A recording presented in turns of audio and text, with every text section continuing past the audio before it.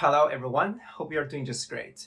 Today I'm going to give you some tips on how to score 100 plus on TOEFL iBT. A little bit background information about myself. I've taken 6 to 8 times TOEFL iBT during 2013 to 2014. Eventually I got 100. With that score, I got myself into the grad school on the East Coast of the United States. Granted, to score high, you must study hard. However, there's some leverage you can use to make your study more efficient towards your goal, which here is 100 plus on TOEFL iBT. Okay, let's dive right in. Tip 1, secure your listening. You may be like, duh, of course, you've got to secure all parts. Well, however, listening is the part that won't turn on you forever.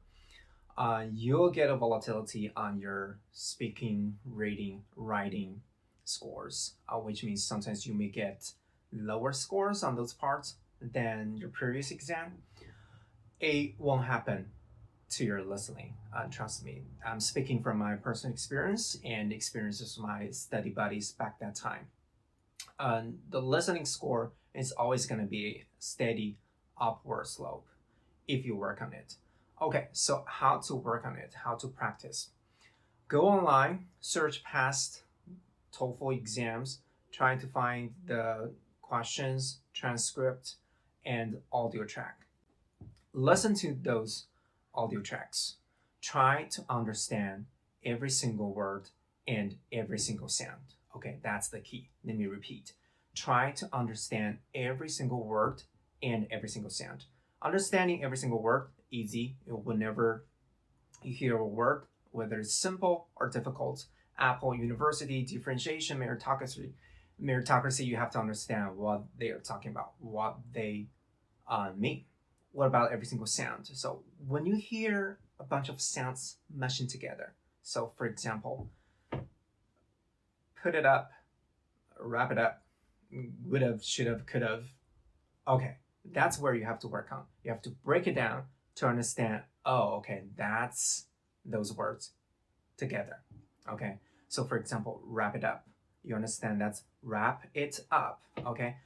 But you have to understand the sound because you'll never hear a native English speaker talking to you saying wrap it up, okay? You have to understand the sound to understand the meaning, to understand what they are saying.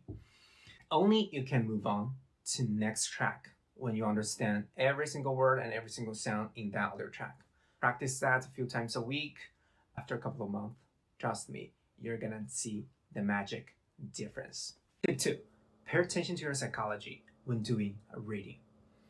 During the exam, you're on this article, sometimes in the first paragraph, sometimes even in the first sentence.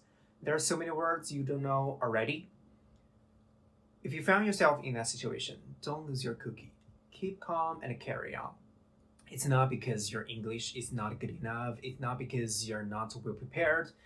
You are. Only because the TOEFL reading covers too many groups of subjects, ranging from physics, chemistry, to history, anthropology, psychology, you name it, they have it.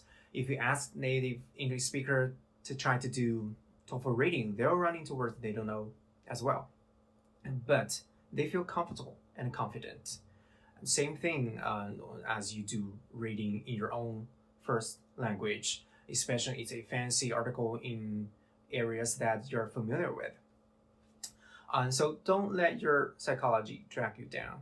I know it's easy said than done, and it's easier for some people than for others. I'm one of those people who tend to lose nerve in this kind of situation. I still remember multiple times during the TOEFL exam, I lost my nerve. My heartbeat started racing.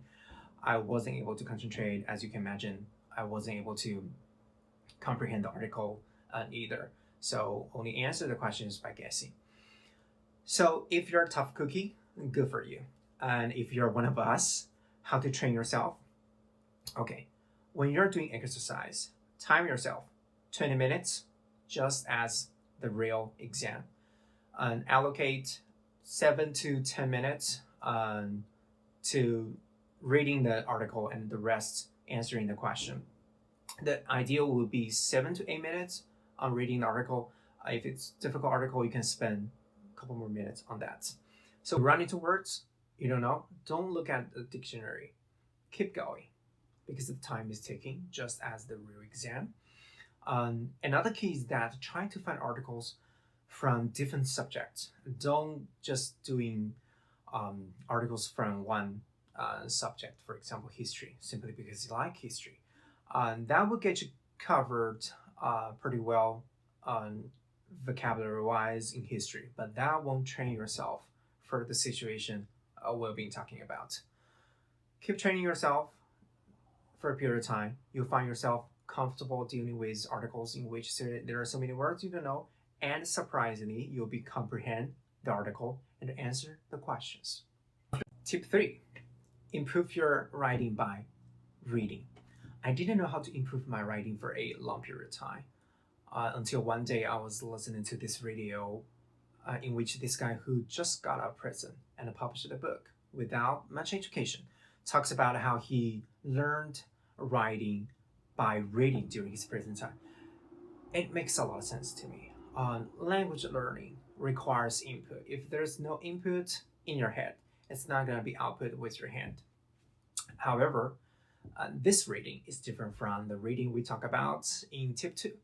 This reading here requires you to take as much time as you need and break down the structures of every single sentence, identify the verb, identify the collocations. There are 6 types of collocation, if I'm not mistaken.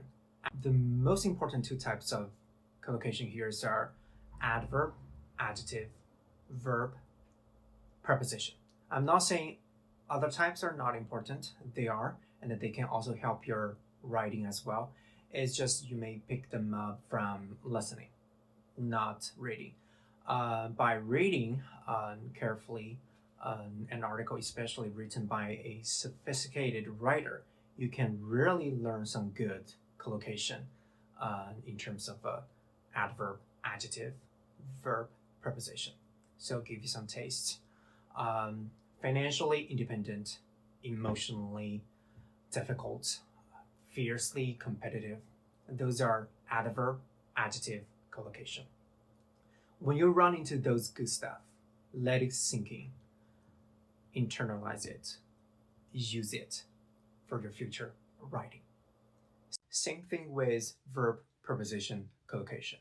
If you run into them, pay attention to what verb goes with what preposition. For example, apologize for, be charged with.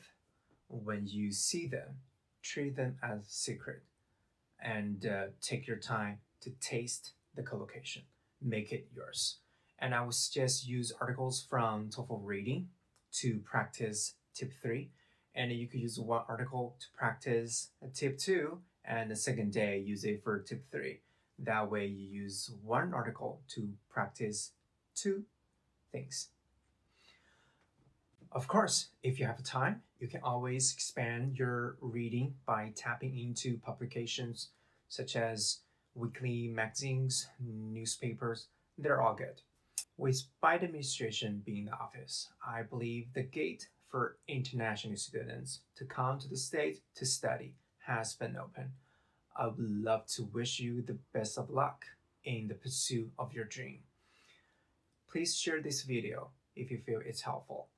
And feel free to drop comments below. And thank you for watching. See you next time.